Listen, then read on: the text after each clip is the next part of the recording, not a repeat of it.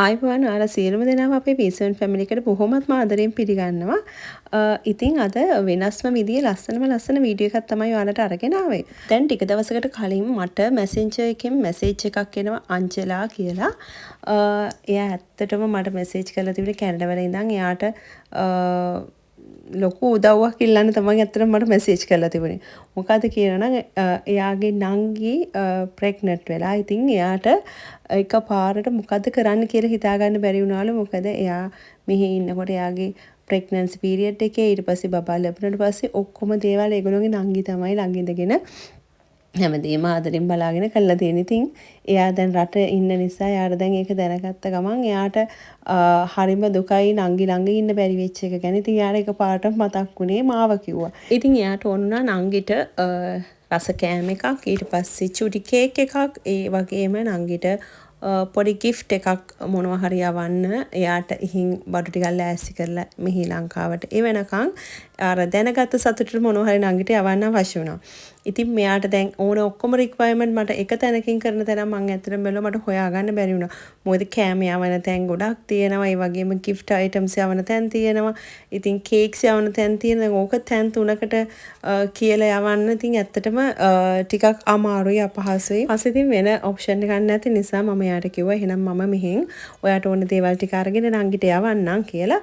ඊට පස්සේ එයාට මුලින්ම මොනේ කිව්වා කියුට් මොකක් හරි ටෙඩි බෙයා කෙනෙක් හරි ටෝයි එකක් එක කූඩේකට දාලා පොඩි ගිෆ්ට්ස් ටික පැක් කරන්න. ඉතින් මට එකපාරට මතක් වුණේ එලිගන්ස් ස්මෝක් එක. ඉතින් මං එතනට ගිහිල්ලා එයාට පෙන්න මොනවද අයිටම්ස් ඕනේ කියලා අහහ තමයි හැමදේම අරගත්තේ. ඊට පස්සේ ඒ අයිටම්ස් මම ඔයාලට පෙන්නන්නම් ගත්තේ ඒවා. ඊට පස්සේ මම අංජලාට කිව්වා කෑම එක මම මගේ ගානේ නංගිට යවන්නම්. මොකද මං හරි කැමතියි ප්‍රෙග්නන්ට් වෙච්ච අයට, ඊට පස්සේ අසනීපෙන් ඉන්න අයට, ඊට පස්සේ බබාලා හම්බුනම්ලට. ඉතින් මට පුළුවන් විදිහට මං ගොඩක් වෙලාවට කෑම බීම හදලා යවන කෙනෙක්. ඉතින් මං කිව්වා නංගිට මම කෑම එක හදලා දෙන්න. රස නම් වේද දන්නේ නැහැ. උනට මම පුළුවන් විදිහට හදලා යවන්නම් කියලා. ඉතින් මෙන්න මේ විදිහට දඹල තෙල් දාලා හැදුවා. ඊට පස්සේ පරිප්පුයි ඇඹරල්ල වෑංජනයක් හදලා මාළු ඇඹුල් තෙල් හදලා ඊට පස්සේ සැලඩ් එකක් සලාදයක් හැදුවා.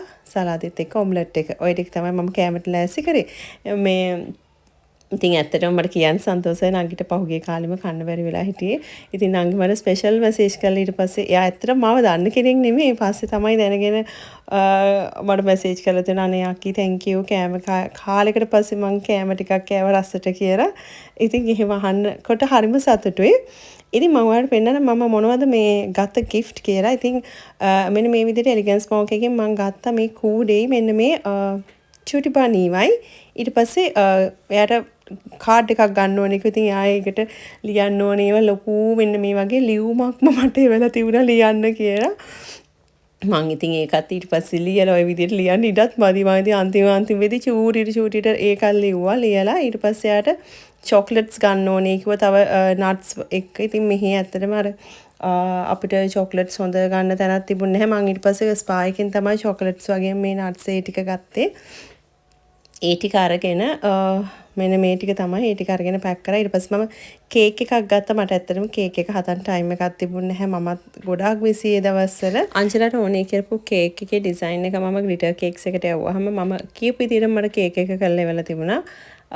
ඉතින් හරිම ලස්සනට ඒක කරලා ඉවරලා තිබුණා. මේ දේවල් මම ඇත්තටම කරේ කිසිම මුදල් පරමාර්ථයකින් නෙමෙයි. නමුත් මට මේ කේක් එකට ඊට පස්සේ මේ ගිෆ්ට් වලට ගියපු මුදල් එයා මගේ account එකට දාලා තිබුණා. මොකද මේ හැම item එකම ගන්න කලින් මම ඒ තැන් වලට ගිහිල්ලා ඒ gift item එක යාලට පෙන්නලා ඒක ඕකේද අහලා තමයි මම මේ හැම එකම ගත්තේ.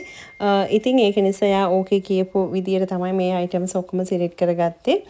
ඉතින් කොහොම හරි මේක මම දැන් රැප් කරන්න බැලුවා මට ඇත්තටම තේරෙන්නේ නැහැ මේක ඔතන්න. ඔයාලට පේනදී මම මේක ඔතන්න සෑහෙන වෙලාවක් try කරා. එක විදිහට මම ওই කූඩේ පැත්තට තියලා try කරා, මේ පැත්තට තියලා try කරා.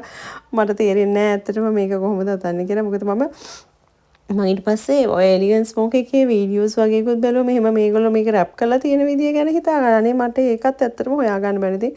කොහොම හරි ඔතලා අන්තිමට යාන්තම් ඔන්න ඔහි ගැට ගහගත්තා. මේ මට ඒක ඇත්තටම එහෙම හිතා ගන්න බෑ මේක කොහොමද මේ ඔතාගන්නේ කියලා. ඔයාලට ඉනායයි මම මේක ඔතන විදිය දැක්කම කොහොම හරි අයිටම්ස් ටික ඇතුළට දැම්ම කේක් එක ඇතුළට දාන්න බෑ. මොකද මේ කේක් එක තැරුණොත් ඒක නිසා මම ඒක වෙනම බොක්ස් එකේ දාපු ගමන් තිබ්බ එක වෙනම අරගෙන යන්න.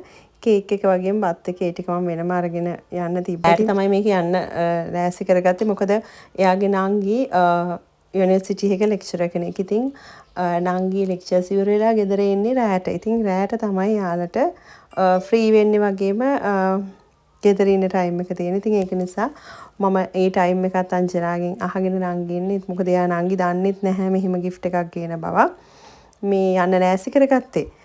ඉතින් මේක උතන්න ගියාම යන්න තවත් පරක් වෙනවා. මොකද යන්නත් ඇත්තටම ගොඩක් දුර යන්න තිබුණා. මට මතක හිටිට හෝමගමටත් එහා තමයි ලොකේෂන් තිබුණේ.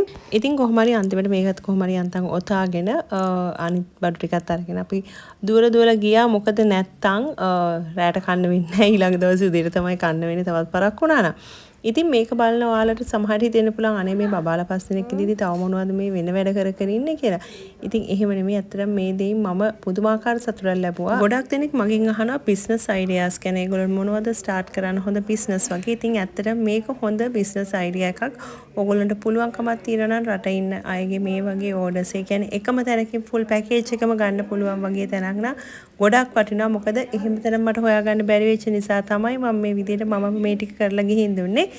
ඉතින් අද වීඩියෝ එක මේ විදිහට අවසානය වෙනවා. ඉතින් වීඩියෝ එක බලපු ඔයාලා හැමෝටම බොහොමත්ම ස්තුතියි. ඉතින් බිස්නස් එකක් ආරම්භ කරන්න ඕනේ කියලා හිතපු කවුරු හරි ඉන්නවනම් මං හිතනවා ඔයාලා ඒ හිතපු විදිහටම මේ වගේ බිස්නස් එකක් ආරම්භ කරන්න අදම හැකියාව ලැබෙන්න කියලා.